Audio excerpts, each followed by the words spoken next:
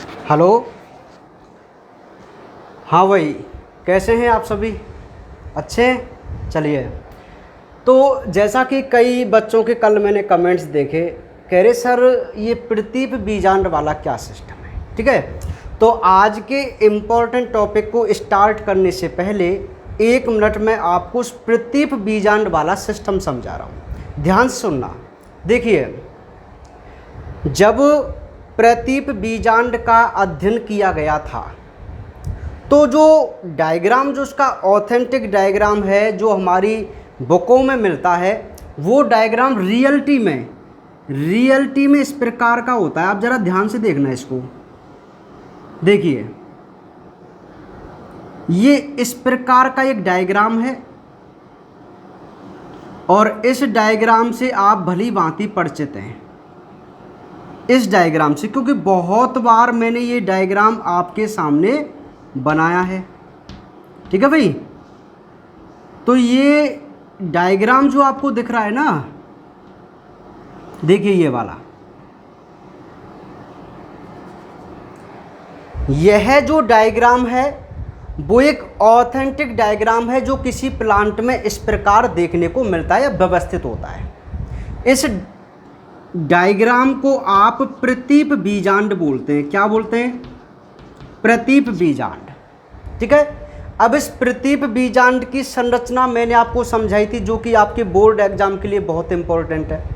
ठीक है, तो यहाँ पर ज़रा ध्यान से सुनना। यदि आपको इसकी संरचना पता है तो आप कह सकते हैं कि इधर वाला जो भाग है वह बीजांड द्वार या माइक्रोपाइल के नाम से जाना जाता है, ये वाला भाग। और इधर वाला जो ऐसा भाग होता है उसे आप चैलेजा या निभाग के नाम से जानते हैं। बताइए ये बात सत्य है कि नहीं? इसमें तो आपको कोई डाउट नहीं है। एक बीजांड की संरचना यदि हम देखें तो उसमें इधर वाला पार्ट बीजांड द्वार था और ये वाला पार्ट निभाग था। अब इस डायग्राम के अकॉर्डिंग आप बताइए कि बीजांड द्वारा वाला जो पार्ट है वो ऊपर वाला है या नीचे वाला है? तो आप श्योर कहेंगे सर ऊपर वाला पार्ट बीजांड द्वार है। समझ में आ रही मेरी बात? और नीचे वाला पार्ट निभाग है। ठीक है, तो निभाग को मैं कह सकता हूं ना कि बीजांड के आधारीय भाग को हम निभाग कहते हैं। आप समझ पा रहे हैं? ये निचला पार्ट है तो आप इसको चैलेजा या निभाग कहते हैं। लेकिन इसको सरल बनाने, ये डायग्राम क्या है, थोड़ा अच्छा नहीं लगता। ये क्या है, उल्टा बना हुआ है। मतलब मिलता तो ऐसा ही है प्लांटों में, बिल्कुल जैसे बना हुआ है, लेकिन हम इसको सरल बनाने के लिए हमेशा ही बुकों में, देखो ये वाला डायग्राम तो ना, ये NCERT बुक और मेरा मतलब जो हाई बुक है उनमें क्या इसको वास्तविक रूप से बना के बताया जाता है। ठीक है, लेकिन आपको क्या करना है, आप इस डायग्राम को ऐसे भी बना सकते हैं। ठीक है, जो कि रियलिटी में ऐसा होता है। लेकिन कहाँ करूँगा, थोड़ा कनेक्शन इश्यू हो गया था। ठीक है, कोई बात नहीं, वापस है ना। चलिए, तो ध्यान सुनिए भाई, ये जो बीजांड मैं आपको बता रहा था ना, बीच में क्या है, थोड़ी इलेक्ट्रिसिटी प्रॉब्लम्स आ गई है ना। चलिए, तो ये जो बात है, मतलब ये प्रतीप बीजांड है। ठीक है, जो मैंने आपको बताया है, तो ये क्या है, मतलब ऑथेंटिक रूप से जो बीजांड होता है वो ऐसा होता है। लेकिन हम अपनी सुविधा के लिए, अच्छा लगे इसलिए एक डायग्राम हमेशा बनाते हैं। और वो डायग्राम यदि मैं इसको ऐसे बना दूं, देखो ऐसे, जो कि आपकी नज़रों में सेट है। अब ये डायग्राम समझना आप मेरी कोई बात। ठीक है भाई,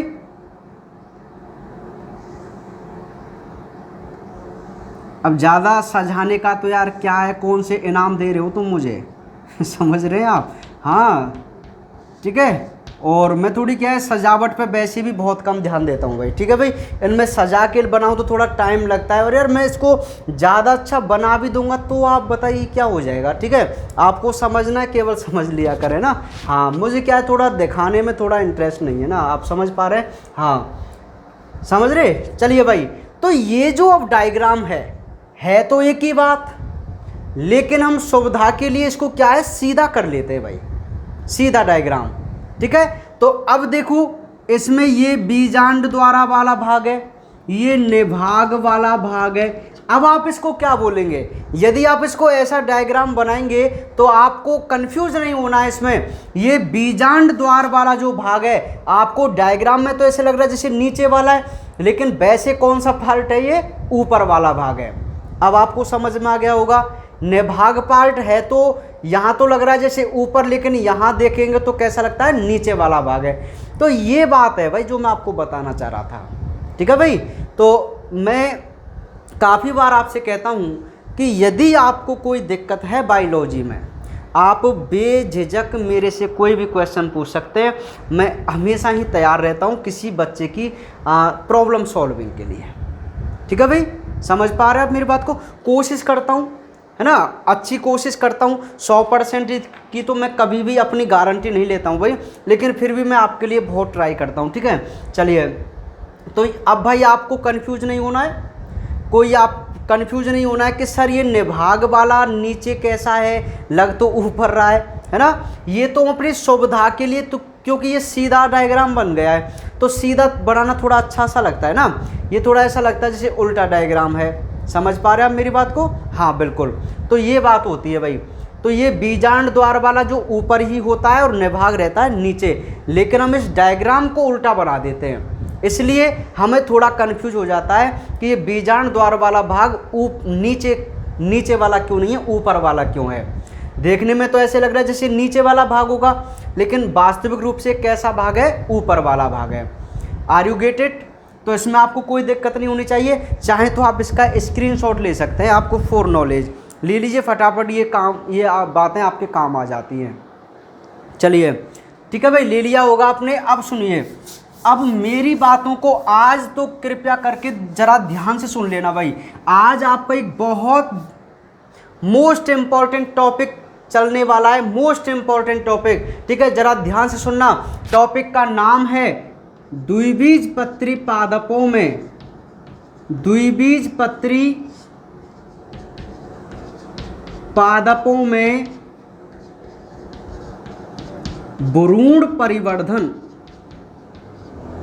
द्विबीजपत्री पादपों में भ्रूण परिवर्धन, ये आपके लिए बहुत इंपॉर्टेंट क्वेश्चन है बोर्ड एग्जाम के लिए। आप इसको भी वीवीएम कर सकते हैं, वेरी वेरी मोस्ट। ठीक है, बिल्कुल जिन क्वेश्चन पे मैं वीवीएम कर रहा हूँ ना, उन्हीं क्वेश्चन में से आपको कोई एक क्वेश्चन 3 नंबर का या 4 नंबर का बोर्ड एग्जाम में 100% मिलेगा। बिल्कुल फैक्ट कह रहा हूँ। ठीक है, तो आइए बात करते हैं कि द्विबीजपत्री प्लांटों में एक एम्ब्रियो का डेवलपमेंट कैसे होता है। मैं आपको थोड़ा सा रिवाइज करा दूं। यदि आपको याद हो, हम पुष्पी पादपों में लैंगिक जनन पढ़ रहे हैं, और लैंगिक जनन में हमने निषेचन से पहले की घटनाएं देख ली, फिर निषेचन देखा, और निषेचन से हमें पता चला कि जो एम्ब्रियो सैक होता है, जो भ्रूण कोश होता है, उसमें 2 स्ट्रक्चर बनती हैं डबल फर्टिलाइजेशन के बाद। एक तो बनता है युग्मनज और एक बनता है त्रिगुणित प्राथमिक भ्रूणपोष केंद्रक। ठीक है, तो प्राथमिक भ्रूणपोष केंद्रक से हमने बना लिया एंडोस्पर्म, कल की वीडियो में भ्रूणपोष बना लिया कि भाई कैसे भ्रूणपोष बनता है। ठीक है, ये सारी बातें कल हमने कर ली थी। और भ्रूणपोष देखा आपने कितना सिंपल था यार, कितना सिंपल था। आपके पास एक केंद्रक था, यदि उस केंद्रक में केंद्रक बनते जाएं, भित्ति नहीं बने, तो वो केंद्रकीय प्रकार का भ्रूणपोष।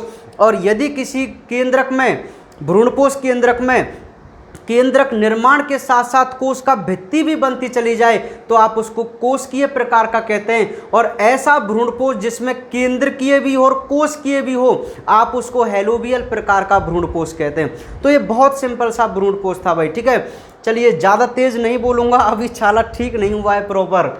ठीक है, हाँ, तो कई बच्चे जैसे पूछ रहे सर छाले का क्या कारण होता है, तो मोस्टली मैं आपको बता दूं, कई बार क्या होता है, जैसे प्रॉपर टाइम से खाना नहीं खाना, खाने के तो आजकल लाले पड़ रहे हैं भैया। हो लाले का मतलब है यार टाइम नहीं मिलता है ना।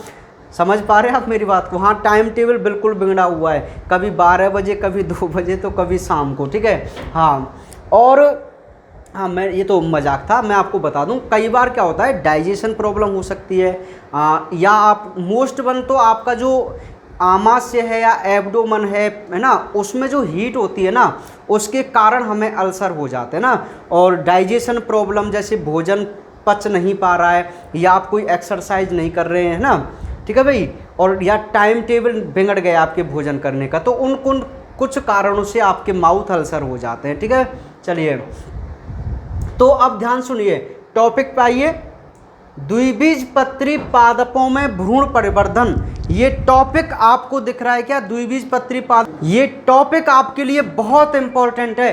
अब मैं कह रहा हूं आप 10 मिनट, केवल 10 मिनट ध्यान से सुनना, इसको कंसेप्ट को पकड़ना, ठीक है। कितना इजी क्वेश्चन है, थ्योरेटिकल बहुत है, थ्योरी बहुत है इसके अंदर, लेकिन आप अपने नोट्स अपने सामने रखिए और मैं एक एक लाइन को डायग्राम के अकॉर्डिंग समझाऊंगा ना, तो आपको प्रत्येक लाइन का मतलब समझ में आ जाएगा, ठीक है। चलिए शुरुआत करते हैं, अपने नोट्सों पर नज़र रखिए और कानों को, मेरे जो आवाज़ है, वॉइस है ना, उस पर बिल्कुल कंसंट्रेट कीजिए, फोकस कीजिए।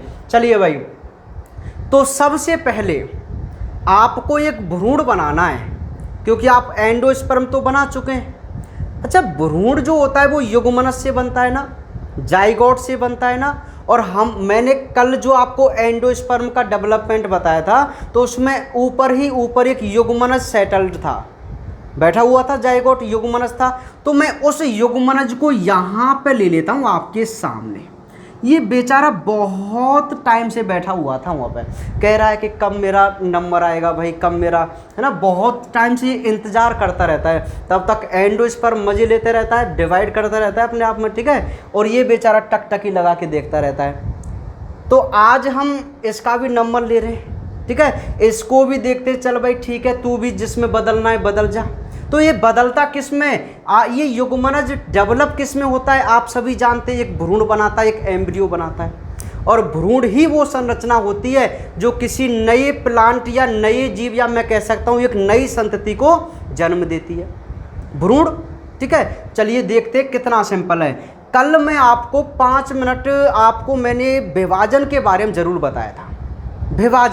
विभाजन सुनिए, अभी मैं आपको बता दूं कि जो अर्धसूत्री और समसूत्री विभाजन है वो मैं आपको अभी इसलिए नहीं बता रहा हूं क्योंकि वो चैप्टर नंबर 3 में आएंगे, और चैप्टर नंबर 3 में हम इन विभाजन को एक साथ बहुत अच्छी तरीके से समझेंगे, क्लियर रूप से, ठीक है। आपके वहां काम आएंगे केवल ये चैप्टर नंबर 3 में, तो वहां हम पूरे जो अर्धसूत्री और समसूत्री विभाजन वाला जो आपका कंसेप्ट है वहां पूरे को हम इसको क्लियर करके चलेंगे, ठीक है भाई। चलिए, तो ये जो युग्मनज है इसमें सबसे पहला विभाजन होता है अनुप्रस्थ। एक एक पॉइंट को सुनना, अनुप्रस्थ विभाजन। और मैंने कहा था, देखो ये युग्मनज पूरी एक द्विगुणित सेल है, 2n डिप्लॉइड सेल है, और इसके अंदर आपको दिखाई दे रहा है केंद्रक। और मैंने कहा था कि जब भी किसी सेल में डिवीजन होता है तो पहले केंद्रक डिवाइड होता है और उसके बाद कोशिका द्रव्य, तब जाके 2 सेल बनती हैं, 2 कोश का। ये कंसेप्ट आपका बहुत अच्छे तरीके से क्लियर है, ठीक है। तो देखिए, सबसे पहले हम ये जो युग्मनज है उसमें कौन सा विभाजन कर रहे हैं, अनुप्रस्थ विभाजन। और मैंने कहा था अनुप्रस्थ लाइन इस प्रकार की होती है, स्ट्रेट होती है, जैसे आपको मैं कई बार बता चुका हूं। यदि आप इस सेल में अनुप्रस्थ विभाजन कर रहे हैं तो आप बताइए क्या इस युग्मनज में इस प्रकार का डिवीजन नहीं होगा क्या, ऐसे? भाई अनुप्रस्थ लाइन तो ये होती है, इस प्रकार की तो वर्टिकल लाइन होती है। भाई ऐसी खड़ी रेखा को तो आप वर्टिकल बोलते हैं, लॉन्गिट्यूडनल बोलते हैं, अनुदैर्ध्य बोलते हैं। लेकिन इस प्रकार की जो लाइन होती है ना, सीधी आड़ी ऐसी, मतलब लेटी हुई अवस्था में, देखो ये तो लेटी हुई अवस्था में, ये खड़ी हुई अवस्था में, तो आप इसको ट्रांसवर्स लाइन बोल के चलेंगे बायोलॉजी, अनुप्रस्थ रेखा। आपको ये बात समझ में आ गई। तो जब इसमें अनुप्रस्थ डिवीजन होता है, कौन सा विभाजन, अनुप्रस्थ, तो आप एक बात बताइए, पहले इसका केंद्रक डिवाइड होगा। अबे आप खुद देखो ना, यदि इसका ये केंद्रक ऐसे डिवाइड होगा तो आपको नहीं पता क्या कि एक केंद्रक ऐसे ऊपर बनेगा और एक केंद्रक ऐसे नीचे बनेगा, क्योंकि ट्रांसवर्स डिवीजन हो रहा है, अनुप्रस्थ विभाजन हो रहा है। आपको ये बात समझ में आ गई? अच्छा, तो अनुप्रस्थ विभाजन जब युग्मनज में हुआ तो दो कोशिका बनेंगी। भाई अभी तो ये एक ही कोशिका है जिसको आप युग्मनज कह रहे हैं, लेकिन इसमें पहला विभाजन हुआ किस प्रकार का, अनुप्रस्थ विभाजन। और अनुप्रस्थ विभाजन ऐसा लग रहा है जैसे ये इसको दो भागों में तोड़ने पर तुला हुआ है। ठीक है, आप देख पा रहे हैं इसको कि ये इसको दो भागों में तोड़कर ही मानेगा, और तोड़ दिया इसने। किसने? ट्रांसवर्स लाइन ने। अब यार दो भाग हो गए तो मतलब दो सेल बन गई, है ना। अच्छा, ये जो दो सेल बनती है ना, आपको नहीं लगता क्या कि एक सेल ऊपर वाली होगी और एक सेल नीचे वाली होगी? बताइए, इसमें आपको बताओ क्या दिक्कत है इस पॉइंट में। भाई जब डिवीजन ही ट्रांसफर्स हो रहा है तो आप देखिए ना, एक सेल तो ऊपर हो जाएगी और एक सेल हो जाएगी नीचे। तो ये बना तो दी मैंने, एक ऊपर वाली कोशिका और एक नीचे वाली कोशिका। आपको ये मेरी बात समझ में आ गई कि अनुप्रस्थ डिवीजन से कैसे जाइगोट सबसे पहले दो कोशिकाओं में बढ़ता है। आप पहले इस चीज को समझिए। बट गई ना दो कोशिकाओं में, कौन से विभाजन से? अनुप्रस्थ विभाजन से। जो मैं बोल रहा हूं ना, ये लाइन आपके नोट्सों में लिखी हुई है, नोट्सों में क्लियर लिखी हुई है। ठीक है, अब सुनिए मेरी बात को। यहां पर फिर एक कन्फ्यूजन है जिससे मैं आपको आपके जो डाउट है, कन्फ्यूजन है, उसको मैं यहां पर सॉल्व कर रहा हूं। ध्यान सुनना, यदि आप इस भाग को निभाग मान के चल रहे हैं, अच्छा आपके बीजांड में मैंने ऊपर की तरफ निभाग लिखा था, लेकिन होता किधर है वो? वैसे नीचे की तरफ आधारीय भाग में, लेकिन हमको पता है इस चीज के बारे में। और नीचे की तरफ जो बीजांड द्वार था, लेकिन वो होता किधर है? ऊपर की तरफ होता है। ये डाउट मैं आपका क्लियर कर चुका हूं थोड़ी देर पहले।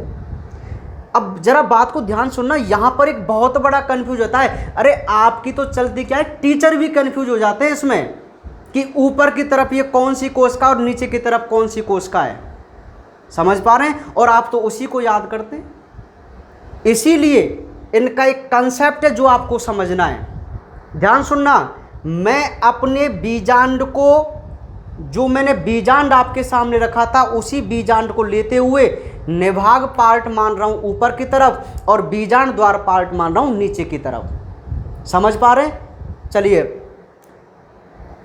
अब यदि मैं ऊपर की तरफ निभाग मान रहा हूं लेकिन होता नीचे, आप समझ रहे हैं ना मेरी बात का मैं क्या कहना चाह रहा हूं। तो ये निभाग वाला भाग मान लीजिए, मैं इसको लिख देता हूं कि भाई ये तो निभाग की तरफ वाली कोशिका है और ये बीजांड द्वार की तरफ वाली कोशिका है, बीजांड द्वार की तरफ वाली कोशिका। अब जरा ध्यान से सुनना, मैं इधर निभाग लिखने के पीछे भी मेरा एक रीजन है। अच्छा, निभाग और बीजांड द्वार को आप छोड़िए, आप एक बात बताओ, एक कोशिका ऊपर है और एक कोशिका नीचे, तो आप ऊपर वाली कोशिका को शीर्ष कोशिका नहीं कह सकते क्या? आप बताइए मुझे, नहीं बोल सकते शीर्ष कोशिका। और नीचे वाली ये आपको दिख रही है, आप इसको आधारीय कोशिका नहीं बोल सकते। भाई आधार मीन्स बेस होता है, नीचे वाला पार्ट होता है। तो यार सिंपल है, ये ऊपर वाली जो कोशिका दिख रही है आपको, मैं इसको शीर्षस्थ कोशिका बोल सकता हूं, और नीचे वाली जो कोशिका दिख रही है मैं इसको आधारीय कोशिका बोल सकता हूं। क्या दिक्कत है इसमें बोलिए? शीर्षस्थ कोशिका को आप इंग्लिश में एपिकल सेल बोलते हैं। क्या बोलते हैं? एपिकल। और आधारीय कोशिका को आप बेसल सेल बोलते हैं, बेसल सेल बोलते हैं। तो ये पहला पॉइंट आप क्लियर कीजिए सबसे पहले तो, कि एक युग्मनज होता है, उसमें अनुप्रस्थ डिवीजन होता है जिससे दो कोशिकाएं बनती हैं, निभाग की तरफ शीर्षस्थ कोशिका और बीजांड द्वार की तरफ आधारीय कोशिका। ये बात आपको याद रखनी है। अब आप कई बार कंफ्यूज हो जाएंगे, यार ये निभाग की तरफ कौन सी है और बीजांड द्वार की तरफ कौन सी है। तो आप, मुझे नहीं लगता आप इस शब्द को भूल पाएंगे। आप निशा के नाम से इसको याद कर सकते हैं। निशा, भाई कोई निशा नाम हो तो भाई माइंड मत करना, ठीक है। ये थोड़ी ऐसी ट्रिक्स ही है ताकि जिससे समझ में आ जाता है कई बार, है ना, समझ रहे ना। अच्छा, निशा जो शब्द है ना, निशा, निशा माने शायद रात्रि होता है, ठीक है। हाँ, तो आप रात्रि से लेके चलना। तो निशा माने देखिए, नी माने निभाग और सा सलगम जो आ रहा है ना, तो आपको कन्फर्म हो जाएगा कि इधर शीर्ष कोशिका बन रही है, आधारी नहीं है। समझ पा रहे आप मेरी बात को, है ना। नी माने निभाग और से माने शीर्ष, तो आप समझ जाएंगे कि निभाग की तरफ तो शीर्षस्थ कोशिका है, और भाई दूसरी को तो याद ही करने की जरूरत नहीं है, अपने आप बीजांड द्वार की तरफ कौन सी कोशिका हो जाएगी, आधारीय कोशिका। आप समझ पा रहे हैं। तो इस चीज में बहुत कंफ्यूज होंगे, मैं आपको गारंटेड कह सकता हूं, बिल्कुल कंफ्यूज होंगे। आप इसको रट लेंगे ना, याद भी कर लेंगे, तो जब आप एग्जाम में लिखेंगे तो हो सकता है आप निभाग की तरफ आधारी लिख दें और बीजांड द्वार की तरफ शीर्ष लिख दें, तो आपका वहीं से नंबर कटना स्टार्ट हो जाएगा। तो किसी भी पॉइंट को हमें कभी भी रॉन्ग नहीं लिखना है, इसलिए याद रखो आप इसको निशा से, ठीक है। नी माने निभाग, से माने शीर्ष कोशिका, ठीक है। आपको ये बात याद रह जाएगी कि निभाग की तरफ कौन सी कोशिका बन रही है, शीर्षस्थ बन रही है, और बीजांड द्वार की तरफ आधारीय कोशिका बन रही है। ये पॉइंट आप याद रखना भाई, ठीक है। अब आगे चलते हैं। अब बहुत सिंपल है, ये मेन टॉपिक था। अब सुनिए, नेक्स्ट पॉइंट आपके नोट्सों में लिखा हुआ है कि शीर्षस्थ कोशिका और आधारी कोशिका में, ध्यान सुनना, शीर्षस्थ कोशिका और आधारी कोशिका में अनुदैर्घ्य व अनुप्रस्थ। अच्छा, अब मेरी एक बात सुनिए, आपके नोट्सों में लाइन लिखी हुई है कि आधारी व शीर्ष कोशिका में, ऐसे लिखा हुआ है ना। मैं क्रमशः, क्रमशः का मतलब है जो शब्द पहले है उसमें पहले वाला डिवीजन, वहां आपके ऐसे लाइन है शायद, आधारी व शीर्ष कोशिका में क्रमशः अनुप्रस्थ व अनुदैर्घ्य विभाजन होते हैं, ये वाली लाइन है। तो इससे मतलब आप क्या समझेंगे कि आधारी में तो हो रहा है अनुप्रस्थ और शीर्ष में हो रहा है अनुदैर्घ्य, अनुदैर्घ्य। अब इसको आप कैसे याद रखेंगे, ये ऊपर वाली कोशिका शीर्ष है, ऊपर वाली, तो आपको ऐसे याद करना है यार, ये जो ऊपर वाली कोशिका ना जिसको शीर्ष बोल रहे हैं, तो इसमें पहला डिवीजन ऊपर से नीचे होता है। आप समझ रहे हैं, ये तरीका है, ये तरीका है जिससे आप कभी भी कंफ्यूज नहीं होंगे कि यार इसमें ऊपर से नीचे होता है। और आपको पता ही है कि लॉन्गिट्यूडनल ऐसे और ट्रांसवर्स ऐसे। अब बहुत सिंपल सी बात है यार, देखिए ये यदि मैं इसमें ऐसे डिवीजन कर दूं तो बताइए दो कोशिका ऐसे बनेंगे कि नहीं बनेंगे। इसमें ये दो कोशिका बन गई, एक कोशिका ये रही और एक कोशिका ये रही। कौन सी कोशिका थी ये, शीर्षस्थ कोशिका, एपिकल, जिसमें कौन सा विभाजन हुआ है, अनुदैर्घ्य। कैसे याद करना है कि ये ऊपर वाली कोशिका है तो इसमें ऊपर से नीचे की तरफ होगा, ऐसे याद करना है। और नीचे वाली जो है इसको आप क्या बोल रहे हैं, आधारी है, तो इसमें जो विभाजन होता है, इसमें जो विभाजन होता है, इसमें जो विभाजन होता है ना वो अनुप्रस्थ विभाजन होता है। कौन सा विभाजन होता है, अनुप्रस्थ। अब आप समझ पाए होंगे इसको। आप देखिए यदि मैं इसमें ऐसे डिवीजन कर दूं और इसमें मैं ऐसे डिवीजन करूं, देखो ये तो वर्टिकल हुआ यानी कि अनुदैर्घ्य, ये अनुप्रस्थ हुआ, तो अनुप्रस्थ से तो ऊपर नीचे की कोशिका बनेगी ना, ऊपर नीचे वाली। लेकिन अनुदैर्घ्य से कभी आप ऊपर नीचे वाली कोशिका बना सकते हैं क्या, कभी भी नहीं बना सकते। क्या बोलेंगे, अगल बगल वाली कोशिका। तो देखिए आपके सामने डायग्राम है, आप समझ पा रहे हैं। फिर मैं आपको एक बात बता देना चाहता हूं, कोई भी बच्चा इस यहाँ पे डायग्राम पर जरा ध्यान मत देना। मेरा कहने का मतलब है जो मैंने डायग्राम आपके नोट्सों में बना रखे हैं, आपको अपने एग्जाम में वही डायग्राम बनाने जो मैंने आपको नोट्स में बना रखे हैं, ठीक है। क्यों, क्योंकि यहाँ पर समझाने के लिए मैं आपको ब्रीफली एक्सप्लेन करूँगा, बिल्कुल क्लियर। लेकिन आपके जो नोट्स में डायग्राम बने हुए हैं ना वो आपके बुक के अकॉर्डिंग, उसका मतलब पता है क्या है कि जब इनमें डिवीजन होता है तो क्लियरली वो डिवीजन दिख नहीं पाता कि वो वास्तव में किस प्रकार का हो रहा है, जो आपकी किताबों में चित्र है ना उसकी। लेकिन यहाँ मैं आपको बताऊंगा कि आखिर वास्तव में वो डिवीजन किस प्रकार होते हैं। तो आपको चित्र वही बनाने जो नोट्स में, केवल समझना है यहाँ से, तो आप बिल्कुल भी कंफ्यूज नहीं होना है आपको, ठीक है। अब मेरी बात सुनिए, कोई बात नहीं, अब ध्यान सुनना। पहला पॉइंट पढ़ रहा हूँ, युग्मनज में अनुप्रस्थ विभाजन होने से दो कोशिका बनती हैं, निभाग की तरफ शीर्ष कोशिका, बीजांड द्वार की तरफ आधारीय कोशिका। ये लाइन स्पष्ट लिखी हुई है। नेक्स्ट लिखा हुआ है, मैं बोल रहा हूं आप समझ जाना, शीर्षस्थ व आधारीय कोशिका में, या मैं डायरेक्ट बोल दूं, शीर्षस्थ कोशिका में अनुदैर्घ्य विभाजन और आधारीय कोशिका में अनुप्रस्थ विभाजन लगभग साथ साथ चलते हैं। इस लाइन का मतलब आप समझ रहे हैं कि शीर्षस्थ कोशिका में तो होगा पहला अनुदैर्घ्य विभाजन, ये पहला विभाजन है, और इसमें ये अनुप्रस्थ विभाजन है पहला। तो ये दोनों मैंने एक साथ करके बता दिए। तो आपको इस लाइन का भी मतलब समझ में आ गया होगा, जो नेक्स्ट लाइन के रूप में लिखी हुई है कि आधारीय व शीर्ष कोशिका में अनुप्रस्थ व अनुदैर्ध्य विभाजन लगभग साथ साथ होते हैं। तो उस लाइन को ये एक्सप्लेन कर रहा है डायग्राम। इतनी बात समझ में आ गई। नेक्स्ट पॉइंट देखिए, नेक्स्ट पॉइंट वो क्या कहता है, आपको दिख भी रहा है क्या यहाँ तक यार? हाँ दिख रहा है ना। अब सुनिए नेक्स्ट पॉइंट क्या कहता है भाई। नेक्स्ट पॉइंट ये कहता है, नेक्स्ट पॉइंट ये कहता है कि ये, अब सुनो, अब मेरी एक बात सुनना आप यहाँ पे, कि मैं फिलहाल के लिए, अच्छा यहाँ पे मैं आपको बता दूं कि आपके जो पॉइंटों में क्लियर लिखवा हो ये साथ साथ वाला पॉइंट तो ठीक है, लेकिन उससे नीचे आप देखिए एक पॉइंट लिखा हुआ है, मैं आपको बता दूं, शायद मैंने एक लाइन भी छोड़ रखी होगी। अब आपके पास ये दो कोशिकाएं, ये शीर्षस्थ कोशिका जिसमें दो कोशिका आपको नजर आ रही हैं, ये आधारीय कोशिका जिसमें भी आपको दो कोशिका नजर आ रही हैं, ठीक है। अब मैंने स्पष्ट रूप से आपके नोट्स में एक एक सेल को अलग अलग रूप से डेवलप किया है। पहले मैं केवल इसको डेवलप करूंगा, शीर्ष कोशिका को, उसके बाद फिर मैं आधारीय कोशिका को डेवलप करूंगा, समझ रहे हैं? तो मैं उसी हिसाब से डायग्राम बनाऊंगा आपके नोट्स से अकॉर्डिंग। अब सुनिए, अब हम सबसे पहले शीर्ष कोशिका को डेवलप कर लें। तो वो कहता है कि इस शीर्षस्थ कोशिका में, अब मैं केवल शीर्षस्थ का ही डायग्राम बनाऊंगा, आप समझ जाना, केवल मैं इसको नहीं छेड़ रहा हूं, केवल शीर्षस्थ कोशिका की बात कर रहा हूं। पॉइंट लिखा हुआ है, शीर्षस्थ कोशिका में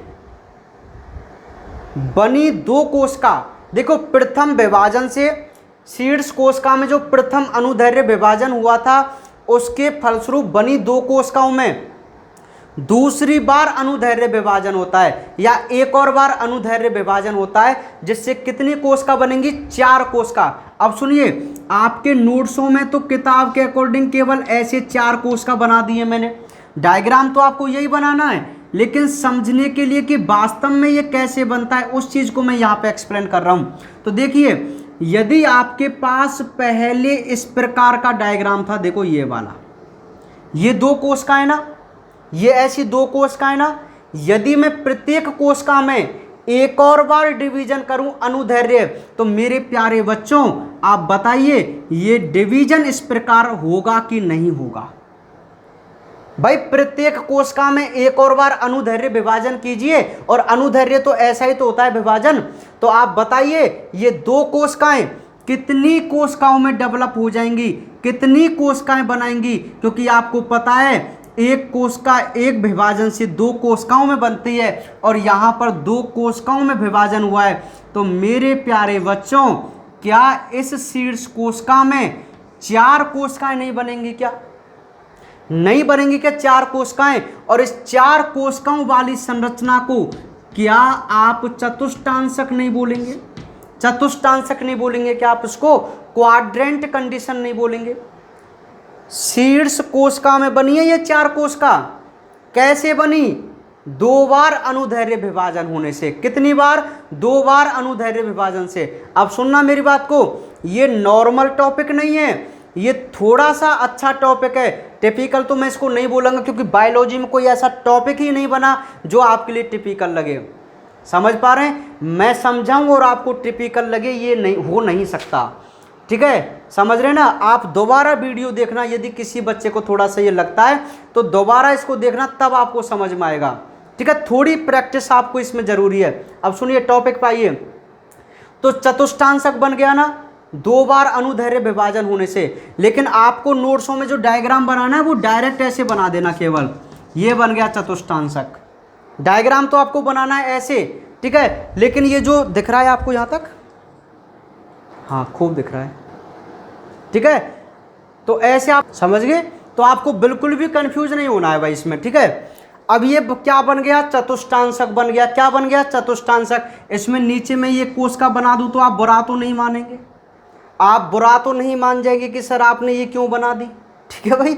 आप, है ना? चलिए, तो हमें तो अभी इससे मतलब है शीर्ष कोशिका को डेवलप कर रहे हैं। अब ध्यान सुनिए, अब नेक्स्ट पॉइंट वो कहता है कि शीर्षस्थ कोशिका में दूसरी बार अनुदैर्ध्य विभाजन से चतुष्टांशक बनता है, और इस चतुष्टांशक में इस चतुष्टांशक में अनुप्रस्थ विभाजन से, कौन से विभाजन से? अनुप्रस्थ विभाजन से अष्टांशक बनता है। तो आपको बिल्कुल भी कंफ्यूज नहीं होना है। यदि मैं आपसे ऐसे कहूं कि आपके पास इस प्रकार की 4 कोशिकाएं और इन 4 कोशिकाओं में यदि आप अनुप्रस्थ विभाजन करें, तो मेरे प्यारे बच्चों आपको नहीं पता क्या कि अनुप्रस्थ विभाजन तो इस प्रकार का विभाजन होता है। और जब इस प्रकार का विभाजन होगा ना, इस प्रकार का जब विभाजन होगा, आप देख लेना, इस प्रकार का जब विभाजन होगा तो क्या ये कोशिकाएं ऊपर नीचे नहीं बन जाएंगी क्या? इस प्रकार 1 कोशिका, 2 कोशिका, 3 कोशिका, 4 कोशिका, 5, 6, 7, 8। तो बताइए, अनुप्रस्थ विभाजन होने से, चतुष्टांशक में अनुप्रस्थ विभाजन होने से क्या ऑक्टेंट का निर्माण नहीं हुआ? क्या अष्टांशक नहीं बना? क्या अष्टांशक का मतलब है जिसमें 8 कोशिकाएं हों। कितनी हो? 8 कोशिकाएं। तो ये अष्टांशक बन गया। आप समझ पा रहे हैं? ये मैं समझाने के लिए आपको बता रहा हूं। डायग्राम आपको वही बनाना है जो आपके नोट्सों में बना हुआ है, लेकिन ओरिजिनलिटी में वो इस प्रकार के भी होते हैं, लेकिन हमारी बुक में उस प्रकार का डायग्राम है तो मैंने आपको वो बना दिया है। ठीक है भाई? तो इस प्रकार ये अष्टांशक बन गया।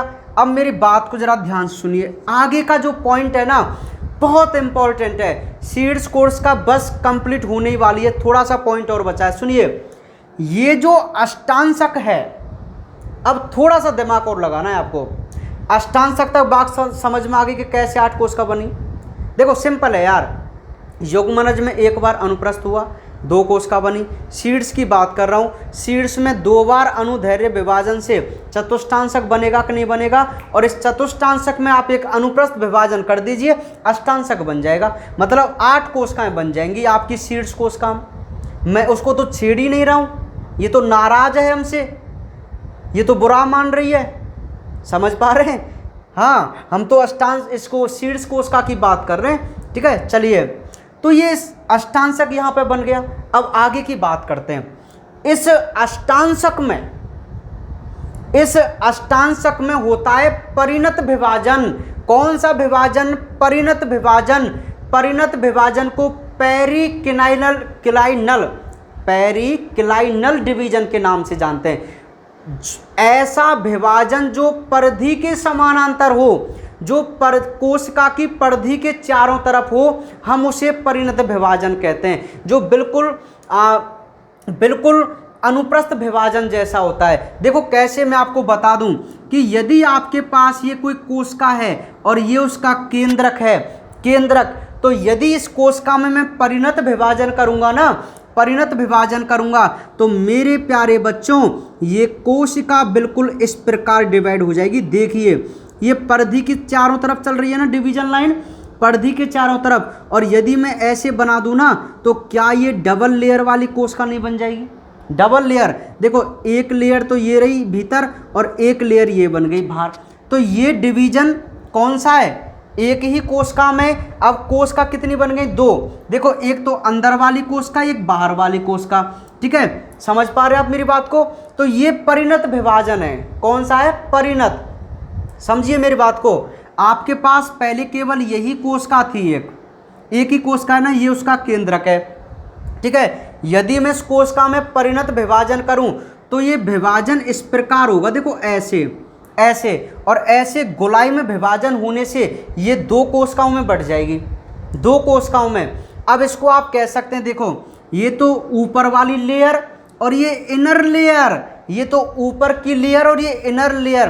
तो आप मेरी बात को समझिए, जब भी किसी कोशिका में पेरिक्लाइनल डिवीजन होता है, परिणत विभाजन होता है, तो हमेशा लेयर का फॉर्मेशन होता है, परत बनती है। ये बात आपकी, मेरी बात ये आपको बहुत काम आएगी, क्योंकि इसका अगला जो कंसेप्ट है इसी पॉइंट पे टिका हुआ है।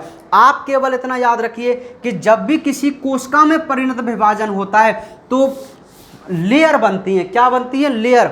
अभी मेरी बात सुनिए, आपको यहाँ पर तो कोई लेयर दिखाई नहीं दे रही ना, अभी कोई परत नहीं दिखाई दे रही ना। आप आउटर इनर कुछ कह सकते हैं क्या? यहाँ बताइए मुझे, आप बताइए मुझे, आउटर इनर कह सकते हैं क्या? आप अपर लोअर कह सकते हैं। ठीक है, ये ऊपर वाली नीचे वाली, ठीक है। लेकिन ये बाहर वाली और ये अंदर वाली ऐसा तो नहीं कह सकते ना, कुछ नहीं कह सकते ना, ठीक है। अब सुनना, अब आप बोलेंगे, अब आप बोलेंगे जो मैं कहूँगा, ठीक है। कैसे बोलेंगे, प्रूफ से देखो, सुनिए। यदि मैं इस अष्टांशक में परिणत विभाजन कर दूं, अब बात को समझना, कौन सा विभाजन, परिणत। तो मेरे प्यारे बच्चों, ये जो 8 कोशिकाएं हैं, क्या इन 8 की 8 कोशिकाओं में इस प्रकार विभाजन नहीं होगा? क्या ऐसे विभाजन होगा कि नहीं होगा, बताइए।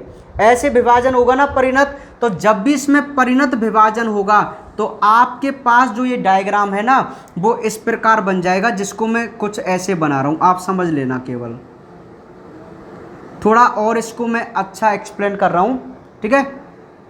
ये बन गई।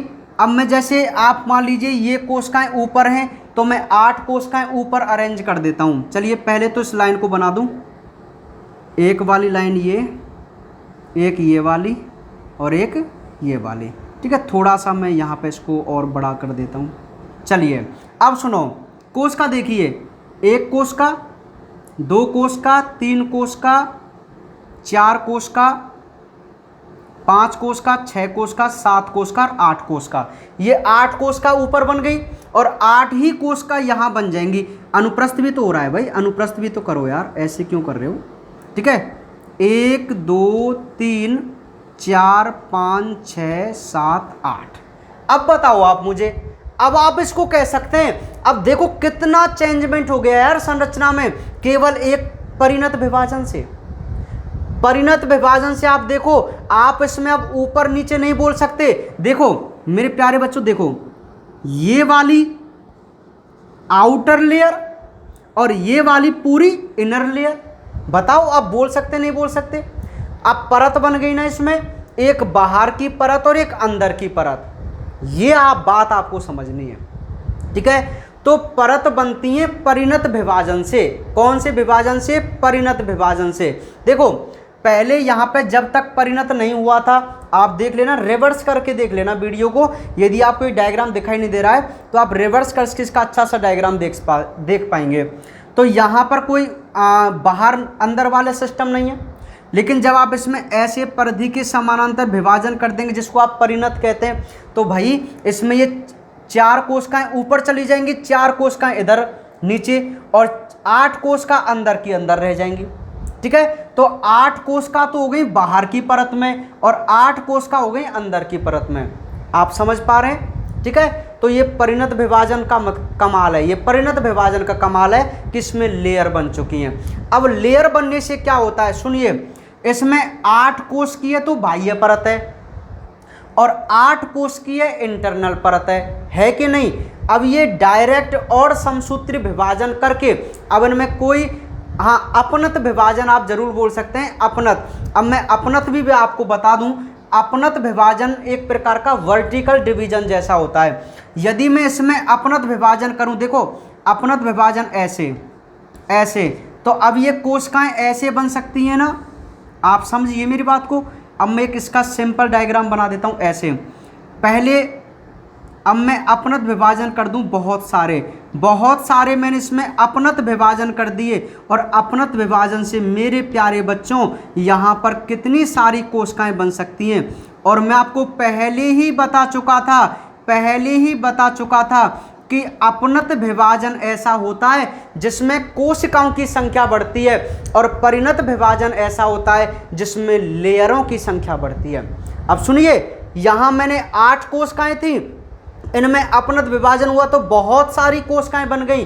और यदि मैं कहता ना कि इसमें मैं और परिणत करूं, तो मेरे प्यारे बच्चों इसमें परिणत करता तो और ऐसे विभाजन होता।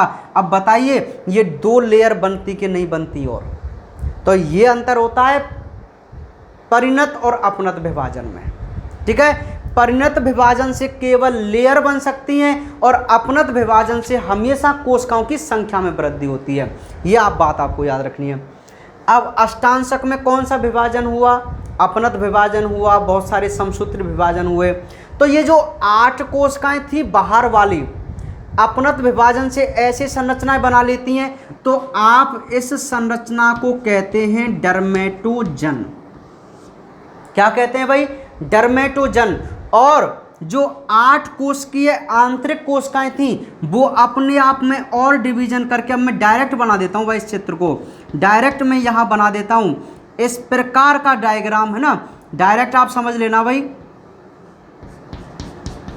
जो 8 कोशिकाएं अंदर की तरफ थी ना, अंदर की तरफ, वो अपने आप में और विभाजन करके, अपनत और समसूत्री विभाजन करके अपने आप को इस प्रकार की बहुत सारी कोशिकाओं में बदल देती हैं। ठीक है, तो आपको एक पॉइंट याद रखना है कि बाहर की जो कोशिकाएं थी, कितनी कोशिकाएं थी? 8।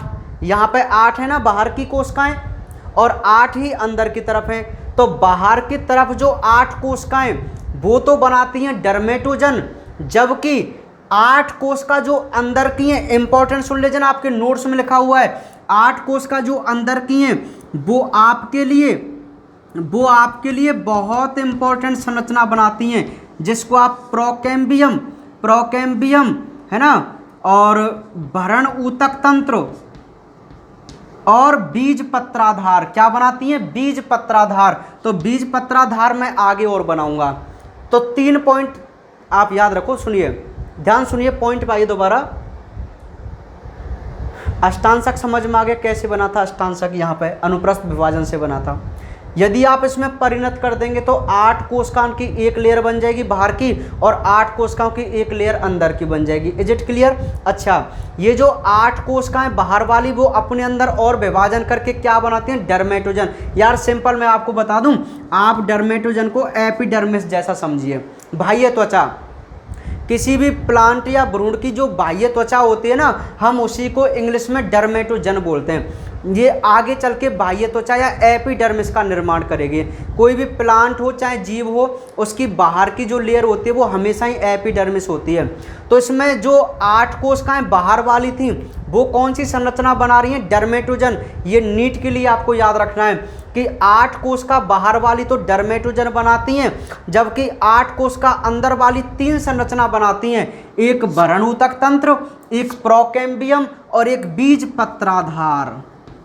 क्या बनाती हैं भाई? बीज पत्राधार। अब मैं एक एक पॉइंट को आपको समझाऊंगा। देखिए, भरण ऊतक, प्रोकैम्बियम और बीज पत्राधार, इस बीज पत्राधार को छोड़िए, आगे काम आएगा। भरण ऊतक और प्रोकैम्बियम क्या है? सुनना मेरी बात को। प्रोकैम्बियम में से कैम्बियम शब्द लीजिए आप, कैम्बियम होता है एधा। क्या बोलते हैं? एधा। अब कोई प्लांट होता है ना, प्लांट, आपके गवर्नमेंट ने इस चैप्टर को हटा दिया था 11वीं क्लास में। 11वीं क्लास में, समझ पा रहे हैं? मैं, आपको पता ही है कि मैं उन व्यक्तियों में से नहीं हूं जो कोई भी टॉपिक अपने मन से छोड़ूं। समझ पा रहे हैं आप मेरी बात को? आप मेरे से भली भांति परिचित हैं, ठीक है? हाँ, मैं जितना आपको नॉलेज देने की कोशिश करता हूं ना, उससे कहीं ज़्यादा देता हूं। जितना मैं सोचता हूं ना, उससे कहीं ज़्यादा आपको प्रोवाइड करके चलता हूं, ठीक है? लेकिन मुझे बहुत अफसोस है कि आपके और हमारे लिए बहुत कम समय मिला, बहुत कम समय, मात्र शायद 3 साढ़े 3 महीने थे, 3 साढ़े 3 महीने। और यदि किसी भी चैप्टर को जब तक आप डीपली नहीं पढ़ेंगे ना, जब तक आप डीपली नहीं पढ़ेंगे तब तक आपको उसमें मज़ा नहीं आएगा भाई। मतलब कंसेप्ट तो आपको क्लियर होना चाहिए, इतना भी डीपली नहीं जो हमारे कोई काम का नहीं और आपका टाइम वेस्टेज हो। समझ पा रहे हैं? इस चीज़ को भी ध्यान रखना होता है किसी एक टीचर को भाई। चलिए, तो ये सारे टॉपिक हम वहाँ पे वैसे बहुत अच्छी तरीके से क्लियर करते हैं, ठीक है? अब ध्यान सुनिए। अब ये एक प्लांट का जो तना होता है, तना है ना, अब एक सुनना मेरी बात को, ये किसी भी प्लांट का एक स्टेम है। अच्छा, पहले मैं कैम्बियम बता रहा हूँ आपको ना, सिंपल बता रहा हूँ, आप थोड़ा सा समझ जाना। कैम्बियम को हिंदी में बोलते हैं एधा। क्या बोलते हैं? एधा।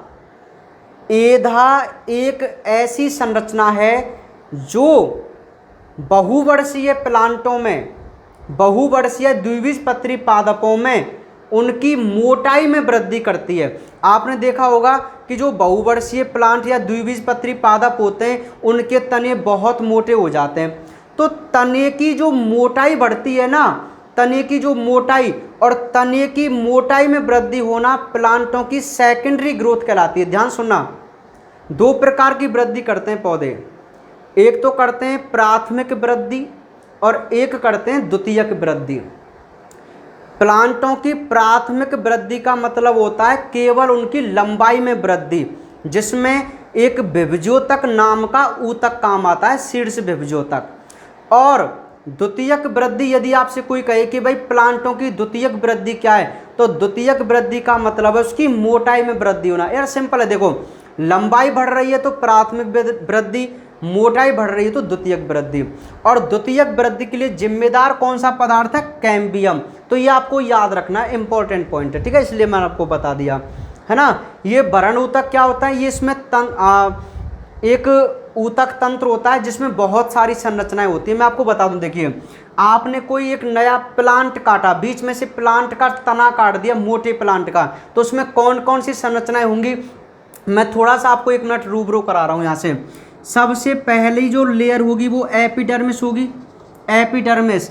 इसके बाद एक और लेयर होती है जिसको आप हाइपोडर्मिस कहते हैं। हाइपोडर्मिस के बाद यहाँ एक और संरचना है जिसको आप कॉर्टेक्स कहते हैं। कॉर्टेक्स के बाद इसमें एंडोडर्मिस, पेरीसाइकिल वगैरह आ जाते हैं। मान लीजिए सबसे अंदर की लेयर है, इसको आप एंडोडर्मिस बोल के चलेंगे। और फिर यहाँ पर बिल्कुल सेंटर में मेरे प्यारे बच्चों, ये सेंटर में जो आपको दिखाई दे रहा है ना, सेंटर में जो आपको दिखाई दे रहा है ना, इसको आप पिथ यानी कि मज्जा बोल के चलते हैं। मज्जा, ये मज्जा वही संरचना है जो किसी भी तने का सबसे कोमल भाग होता है, नरम भाग। आपने देखा होगा कि जब भी किसी तने को काटते हैं तो ऊपर से थोड़ा टाइट करता है और बीच में आने से वो थोड़ा सा कोमल हो जाता है और उसका कलर भी थोड़ा डिफरेंट होता है, तो वही पार्ट आपका पिथ है, मज्जा है। नहीं, आपको ज़्यादा नहीं समझना है, आप इतना, मेरा कहने का मतलब है आप इतनी जल्दी इसको नहीं समझ पाएंगे, ठीक है। ये बहुत बड़ा टॉपिक है, मैं तो एक हल्की सी आपको नॉलेज दे रहा था कि प्रोकैम्बियम शब्द क्या है। तो एधा जो होती है ना, वो इस मज्जा वाले पार्ट के इर्द गिर्द होती है और यहीं पर हमारे जाइलम और फ्लोएम ऊतक होते हैं। जाइलम फ्लोएम ऊतक का नाम सुना है, तो वो किसी भी प्लांट के बिल्कुल सेंटर वाले पार्ट में पाए जाते हैं, जाइलम फ्लोएम। आपको केवल इतनी सी नॉलेज के लिए केवल, ठीक है। आपको यहाँ पर याद क्या करना है? आपको इतना याद करना है कि 8 कोशिकीय बाह्य परत तो डर्मेटोजन बनाती है, जबकि आंतरिक कोशिकाएं भरण ऊतक तंत्र प्रोकैम्बियम बीज पत्राधार का निर्माण करती हैं। इतनी बात समझ में आ गई आपको? तो ये तो आपकी शीर्ष कोशिका का डेवलपमेंट है कंप्लीट, जो आपके नोट्स में बिल्कुल डिटो लाइन लिखी हुई जो मैंने बोला है। अब बात कर लेते हैं आधारीय कोशिका की फटाफट। तो सुनिए, आधारीय कोशिका में लिखा हुआ है कि आधारीय कोशिका में अनेकों बार अनुप्रस्थ विभाजन होने से, यहाँ तो मैंने एक बार किया था, यदि मैं इसमें अनेकों बार अनुप्रस्थ विभाजन कर दूं तो यहीं पर समझना, आप इसको यहीं पर समझिए। चलिए यहाँ पर ले लेते हैं, यदि मैं इसमें अनेकों बार अनुप्रस्थ विभाजन करूं तो लगभग 7 से 10 कोशिकीय लंबी एक संरचना बन जाती है। 7 से 10 कोशिकीय लंबी एक संरचना बन जाती है। इस संरचना को आप निलंबक बोलते हैं। क्या बोलते हैं? निलंबक। ये इंपॉर्टेंट निचली संरचना दिखाई दे रही है, हाँ बिल्कुल दिखाई दे रही है, क्योंकि बहुत इंपॉर्टेंट है। आप कहीं काउंट मत कर लेना भाई कि आपने सर 5-6 सेल बनाई है, ठीक है, मैं आपको समझा रहा हूँ। देखो बहुत सिंपल है कि जो आधारीय कोशिका होती है उसमें केवल कौन से विभाजन? अनुप्रस्थ। और यार अनुप्रस्थ आप जानते, जैसे एक विभाजन हुआ 2 बनी, अब इनमें तुम अनुप्रस्थ करना 4 बन जाएंगी, चारों में करना 8 बन जाएंगी। समझ पा रहे हैं? ऐसे तो कई बार अनुप्रस्थ विभाजन होगा ना, कौन सी कोशिका में? आधारीय कोशिका में। तो सिंपल सा पॉइंट है, आधारीय कोशिका में अनेकों बार अनुप्रस्थ विभाजन होने से 7 से 10 कोशिकीय लंबी एक संरचना बनती है, जिस संरचना को आप निलंबक यानी कि सस्पेंसर कहते हैं। क्या कहते हैं? सस्पेंसर। ध्यान सुन लेना, ये है निलंबक। क्या है निलंबक? जो आधारीय कोशिका से बनती है, जिसमें कितनी कोशिकाएं? 7 से 10 कोशिकीय है। एक पॉइंट ये क्लियर हो गया। अब आपको कहना है कि निलंबक की जो अंतिम कोशिका होती है, इसकी अंतिम कोशिका देखो, ये रही अंतिम कोशिका, ये फूली हुई दिखाई दे रही है आपको, सबसे मोटी है ना। आपको कहना है निलंबक की अंतिम कोशिका फूलकर एक चूसकांग का निर्माण करती है, जिसको आप हॉस्टोरियम बोलते हैं। क्या बोलते हैं? हॉस्टोरियम। इंग्लिश नाम है इसका हॉस्टोरियम। हॉस्टोरियम किसका? चूसकांग का। अब यदि आपसे कोई पूछे कि हॉस्टोरियम क्या है, तो आपका एक छोटा सा आंसर कि सर निलंबक की जो अंतिम कोशिका होती है ना, वो अन्य कोशिकाओं से बड़ी हो जाती है, फूल जाती है और एक चूसकांग की तरह काम करती है, जिसे हम हॉस्टोरियम बोलते हैं, चूसकांग बोलते हैं। अब आप कल पूछ रहे सर ये चूसकांग क्या होता है, अरे भाई चूषण करने वाला चूसकांग है यार। एक बात बताओ, क्या आपके उस भ्रूणकोश में भ्रूणपोष नहीं है? और भ्रूणपोष क्या है जो भ्रूण को पोषण देगा? तो ये जो चूसकांग संरचना है ना, यही उस भ्रूणपोष से पोषण चूषण करती है, पोषण को ग्रहण करती है यही संरचना। समझ पा रहे हैं इसका क्या काम है? मैंने कहा था कि भाई भ्रूणपोष भ्रूण को पोषण देता है, तो भैया कौन लेगा पोषण को? ये चूसकांग लेती है। समझ गए ना? चूसकांग ये चीज़ है, चूसकांग जो निलंबक की अंतिम कोशिका है। ये पॉइंट लिखा हुआ है, आप उसको समझ जाएंगे। फिर आपको कहना है कि भ्रूणीय सिरे की तरफ, अब मैं आपको एक और बात बता दूं जो आपके नीट के लिए इंपॉर्टेंट है। जो शीर्ष कोशिका है उसको आप एम्ब्रियो सेल बोल सकते हैं, भ्रूणीय कोशिका, क्योंकि प्लांट का भ्रूण जो बनाती है ना, पौधे का भ्रूण जो बनाती है वो कौन सी कोशिका बनाती है? शीर्ष कोशिका। कौन सी? शीर्ष। जबकि आधारी कोशिका केवल क्या बनाती है? निलंबक बनाती है। तो भ्रूणीय कोशिका तो वही शीर्षस्थी रहेगी, एम्ब्रियो सेल भी है। ठीक है, अब आपको कहना है कि निलंबक की भ्रूणीय सिरे की तरफ स्थित कोशिका, तो भैया यही तो है भ्रूणीय सिरे की तरफ स्थित कोशिका, ये वाली है ना। ये भ्रूणीय सिरे की तरफ स्थित जो कोशिका है ना, आप इसको हाइपोफाइसिस के नाम से जानते हैं। हाइपोफाइसिस, ये वाली जो कोशिका है ना, ये वाली जो भ्रूणीय सिरे की तरफ स्थित है, इसका नाम है हाइपोफाइसिस या अधःस्फीतिका हिंदी में बोलते हैं। और ये हाइपोफाइसिस का इंपॉर्टेंट काम मैं आपको बता दूं ना, इस हाइपोफाइसिस का इंपॉर्टेंट काम क्या है? इसका काम है भैया मूलांकुर और मूल गोप का निर्माण करना। बहुत इंपॉर्टेंट पॉइंट है, आप नोट करना है इसको कि जो हाइपोफाइसिस सेल है, पहले तो आपको यह पता होना चाहिए कि ये हाइपोफाइसिस है क्या चीज। तो हाइपोफाइसिस है निलंबक की भ्रूणीय सिरे की तरफ वाली कोशिका। अंतिम कोशिका तो चूसकांग है और पहली कोशिका हाइपोफाइसिस है जो भ्रूणीय सिरे की तरफ होती है। इधर भ्रूण बनेगा ना तो भ्रूणीय सिरे की तरफ, और ये क्या बनाएगी? मूलांकुर और मूलगोप, मतलब जो जहां से जड़ बनेगी ना, जड़, तो उस संरचना को बनाती है। और इस जड़ के ऊपर, जैसे ये जड़ है तो इसके ऊपर एक कैप होता है, कैप, टोपी, इसको आप बोलते हैं रूट कैप या मूल गोप। तो ये मूलांकुर और मूल गोप, या आप इसको रूट टिप कह सकते हैं, रूट का अग्रभाग, मूल अग्रभाग। ठीक है, तो इसका निर्माण करती है कौन? हाइपोफाइसिस। भाई जो जड़ होती है ना, तो जड़ को जमीन में घुसना क्या है, प्रवेश करना होता है, सॉरी। ठीक है, हाँ, तो जब जड़ जमीन के अंदर प्रवेश करती है ना, जब जड़ जमीन के अंदर प्रवेश करती है ना, तो मेरे प्यारे बच्चों क्या उसमें घर्षण नहीं होगा क्या? भाई जमीन के अंदर जब जड़ जा रही है तो उसमें घर्षण होगा ना, तो घर्षण से हो सकता है उसकी कोशिकाएं नष्ट हो जाएं और वो वृद्धि नहीं कर पाए। इसीलिए प्रकृति ने क्या किया, इस पर एक कवर चढ़ा दिया, और उस कवर को कहते हैं आप रूट कैप, और उस रूट कैप का निर्माण भी कौन करती है? हाइपोफाइसिस। आपको समझ में आ गई बात? तो ये तुम्हारी आधारीय कोशिका है। आधारीय में केवल इतना ही कि अनेकों बार अनुप्रस्थित 7 से 10 कोश की लंबी संरचना बनती है, जिसे आप क्या कहते हैं? निलंबक। निलंबक की अंतिम कोशिका फूलकर क्या बनाती है? चूसकांग, जो भ्रूण को जो पोषण ग्रहण करती है, अवशोषित करती है। और भ्रूणीय सिरे की तरफ स्थित कोशिका क्या कहलाती है? हाइपोफाइसिस, जो क्या करती है? मूलांकुर के साथ साथ मूलगोप का निर्माण करती है। तो मैंने आपको दोनों कोशिकाएं डेवलप करके बता दी। अब डेवलपमेंट के बाद और क्या घटना घटित होती है वो देखिए। अब बहुत सिंपल है। अब ये जो शीर्ष कोशिका है ना, ये विभाजन के बाद ये गोलाकृति दिख रही ना आपको, गोलाकृति।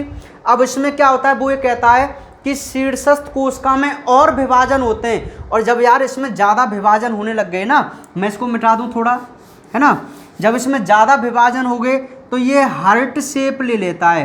कैसी शेप ले लेता है? हार्ट शेप ले लेता है ना, हार्ट शेप। अब आप इसको समझ जाएंगे भाई, ये हार्ट शेप है। अब वही संरचना मान लीजिए यार, अब मुझे क्यों परेशान कर रहे हो आप, इतना तो आप समझदार हैं यार। ये वही संरचना बना दी मैंने पूरी, ठीक है। तो ये हार्ट शेप में हो गया, हार्ट शेप में हो गया ना। देखो पहले तो ग्लोब्यूलर शेप था शीर्ष कोश का। अच्छा ये वही पार्ट है निलंबक वाला, ये चूसकांग है, समझ जाएंगे अब आप। ये सीड्स वाला ये वही मेरिस्टेम वगैरह है, मतलब जो मैंने बताया ना प्राकेदा वाला, ये वाला पार्ट है जो बीच में बना हुआ है, यहाँ बना दिया है, और ये वही लेयर वगैरह है सारी, ठीक है। तो जब इसमें और ज़्यादा विभाजन होंगे तो ये हार्ट शेप हो जाएगा, हृदयाकृति का हो जाएगा। और जब इसमें और ज़्यादा डिवीजन होंगे, कौन सी कोशिका में, इस कोशिका में, तो मेरे प्यारे बच्चों आप बताइए क्या इसमें इस प्रकार की संरचना नहीं बन जाएंगी क्या? यार कितना जोर में लगा रहा हूँ, यदि अब भी आपको ये समझ में नहीं आए तो भाई वीडियो रिपीट कर लेना यार। चलो कोई बात नहीं, आपको समझ में आ जाएगा। सुनिए, ध्यान से सुनिए, यहाँ अलग से एक संरचना बहुत इंपॉर्टेंट, देख लेता हूँ मैं आपको कितना क्लियर ये संरचना दिख रही है, क्योंकि ये सबसे इंपॉर्टेंट संरचना है, सबसे, ठीक है। देखिए अब सुनो मेरी बात को, ध्यान सुनना मेरी बात को। ये सीड्स कोशिका वाला पार्ट था, इसमें विभाजन हुए बहुत ज़्यादा। अब यार जब ज़्यादा कोशिका बनेंगी तो उसमें कोई ना कोई चेंजमेंट होना स्वाभाविक है। तो ये पहले हार्ट शेप हो जाता है, और हार्ट शेप में और ज़्यादा डिवीजन होने से इसमें दो पालियाँ बन जाती हैं। ये दिखाई दे रही हैं आपको दो पालियाँ, और यही दो पालियाँ जिसका आपको बहुत टाइम से इंतजार था, यही होती हैं बीजपत्र, कॉटिलिडन जिनको बोलते हैं, कॉटिलिडन इंग्लिश में बोलते हैं कॉटिलिडन, और हिंदी में बोलते हैं बीजपत्र। और मैंने क्या कहा था कि हम द्विबीजपत्री प्लांटों में भ्रूण का प्रवर्धन देख रहे हैं। बताइए इसमें कितने बीजपत्र हैं? 2 बीजपत्र। ये वही 2 बीजपत्र हैं जिसे आप मूंगफली में देखते हैं, जिसे आप बड़े चाव से चबा चबा कर खाते हैं ना, ये वही 2 बीजपत्र हैं। तो 2 बीजपत्र बने कि नहीं बने? क्या था आपके पास? आप क्या लेके आए थे और क्या लेके जा रहे हैं? आप एक युग्मनज लेके आए थे मेरे पास, आप एक युग्मनज लेके आए थे मेरे पास, और मैंने उसको तोड़ मरोड़ कर किस में बदल दिया? एक ऐसी संरचना जिसमें 2 बीजपत्र हैं, और दोनों बीजपत्र के बिटवीन, दोनों बीजपत्रों के बिटवीन जो आपका इंपॉर्टेंट संरचना है, जिसको आप प्रांकुर या प्ल्यूम्यूल बोल के चलते हैं, इंग्लिश में प्ल्यूम्यूल बोलते हैं, मैंने लिखा हुआ होगा प्रांकुर ये दोनों बीजपत्र के बीच में होता है प्रांकुर। क्या है ये? प्रांकुर। और सुनिए इसके जस्ट नीचे अब आपकी यही, अब ये वाली आपकी कौन है? यहाँ पे आपकी वही हाइपोफाइसिस सेल होगी ना इस जगह पे, और यहीं से तो मूलांकुर होगा, मूलांकुर। समझ रहे ना आप? सारी चीज़ बताऊंगा अभी आपको। और अब इसमें एक पॉइंटर लिखा हुआ है कि इसमें एक भ्रूणीय अक्ष होती है, तो ये पूरी भ्रूणीय अक्ष है यहाँ से लेके यहाँ तक। तो इसके ऊपर का जो भाग है, ऊपर का जो भाग है उसे तो आप एपिकोटाइल बोलते हैं, ये वाला एपिकोटाइल है, और ये नीचे वाला हाइपोकोटाइल है। बीजपत्रोपरिक और बीजपत्राधार। समझ में आ रही मेरी बात? कि भ्रूणीय अक्ष के ऊपर वाले भाग को तो एपिकोटाइल और नीचे वाले भाग को हाइपोकोटाइल के नाम से जानते हैं। तो ये भ्रूण बन गया भाई। अरे भ्रूण में क्या चाहिए? भ्रूण में प्रांकुर और मूलांकुर होने चाहिए। अब मैं आपको बताया था ना कि आप मूंगफली को देखिए, मूंगफली के दोनों बीज पत्रों को हटाइए, उसके कोने पे आपको एक अलग से संरचना दिखाई देती है, वही उसका प्रांकुर है। तो आपको इन 2 बीज पत्र के बिल्कुल कोने पर नहीं दिखाई दे रही क्या संरचना? क्या है ये? प्रांकुर। और मैंने कहा था प्रांकुर वो संरचना है जिससे प्रहरोह निकलता है, और प्रहरोह मैंने बता दिया था कि यदि आप किसी बीज को बोते हैं, ये बीज है और इस बीज के अंदर ये प्रांकुर या ऐसी संरचना ऐसे मौजूद होती है, ठीक है।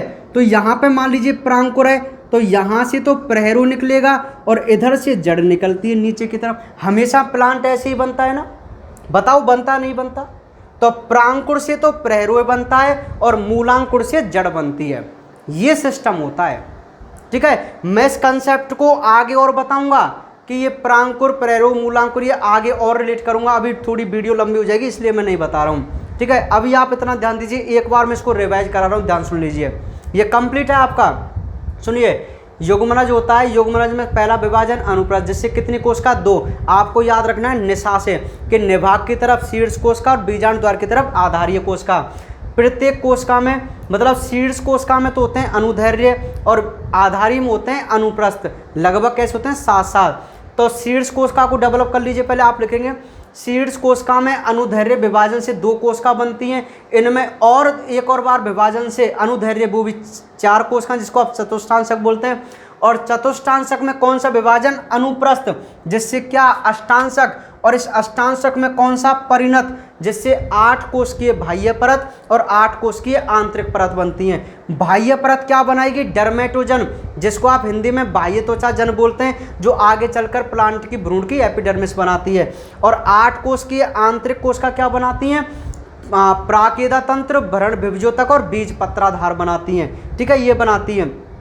फिर मैंने आधारी कोशिका को डेवलप किया कि इसमें 7 से 10 कोश की लंबी संरचना बनती है, जिसे आप निलंबक कहते हैं। इसकी अंतिम कोशिका फुलकर चूसकांग होस्टोरियम कहलाती है, जो पोषण ग्रहण करती है। और भ्रूणीय सिरे की तरफ स्थित कोशिका हाइपोफाइसिस, जो क्या बनाती है, मूलांकुर के साथ साथ मूल गोप का निर्माण करती है। समझ में आ गई बात। इतना लिखना था केवल आपको आधारी कोशिका में। फिर आपको लिखना था कि शीर्ष कोशिका में और विभाजन से पहले वो गोलाकार होता है, फिर वो हार्ट शेप में, और विभाजन होने से उसमें 2 पालियां बनने लग जाती हैं, जिन्हें हम बीज पत्र कहते हैं। और इनके बीच में क्या होता है, प्रांकुर। क्या होता है, प्रांकुर। और भ्रूणीय अक्ष होती है, जिसमें ऊपर का भाग एपिकोटाइल और नीचे का भाग हाइपोकोटाइल। आपको मेरी बात समझ में आ गई। अब ये संरचना जो एट लास्ट बनी है ना, ये पता है संरचना कौन सी चित्र में, कौन सी संरचना में, देखिए यहाँ तक दिख जाएगा आपको, नहीं इसको आप समझ जाएंगे, अभी है ना दिख रहा है। ठीक है, ये संरचना है। ठीक है, समझ रहे हैं। तो यहाँ पर हमारा जो ये इस प्रकार बन जाता है, ऐसे। ये आपका भ्रूणकोश था ना, भ्रूणकोश वगैरह, तो भ्रूणकोश में तो ये संरचना बन रही है, उसके बाद ये चारों पार्ट हैं। समझ रहे, ऐसे। इसको मैं कल बताऊंगा और अभी क्लियर नहीं बताया आपको। ठीक है, समझ रहे। तो आज की ये लेक्चर को मैं यहीं विराम देता हूँ। आज का ये आपका बहुत इम्पोर्टेंट है। कृपया करके जिस किसी बच्चे को इसमें थोड़ा सा भी डाउट हो, तो पहले वो इस वीडियो को रिवाइज करके पढ़ना भाई, बिल्कुल। नोट्स सामने रखना, इस वीडियो को रिवाइज देखना, तब आपको पूरा क्लियर समझ में आ जाएगा, बिल्कुल। ठीक है, इंपॉर्टेंट है, इसकी प्रैक्टिस कर लेना। चित्र वही बनाने जो आपके नोट्सों में, आप इसका स्क्रीनशॉट ले सकते हैं और बाकी बातें करेंगे कल। ठीक है, ओके।